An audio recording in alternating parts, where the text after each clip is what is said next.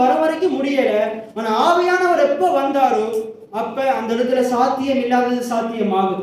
உதவி ஆமீன் சொல்லுங்க.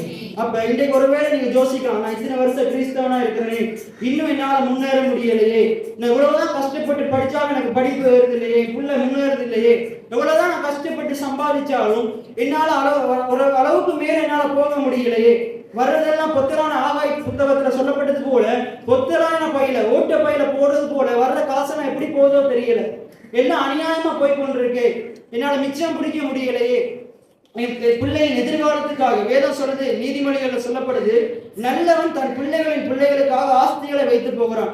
ஐயோ, பைபிள் இப்படி சொல்றான், என்னுடைய வாழ்க்கையில எனக்கென்று கூட எதுவும் சேர்த்து வைக்க முடியலையே, நான் எப்படி என்னுடைய பிள்ளைகளுக்கு சேர்த்து வைக்க போறேன், எப்படி நான் என் பேர பிள்ளைகளுக்கு சேர்த்து வைக்க போறேன் அப்படி நீங்க கவலைப்பட்டு கொண்டிருக்கலாம். நான் உங்களுக்கு இன்னைக்கு ஒரு காரியத்தை சொல்றேன், நீங்களா முயற்சி செய்ய மட்டும் உங்களால முடியாது. ஆவியானவரே எனக்கு உதவி செய்யுங்க.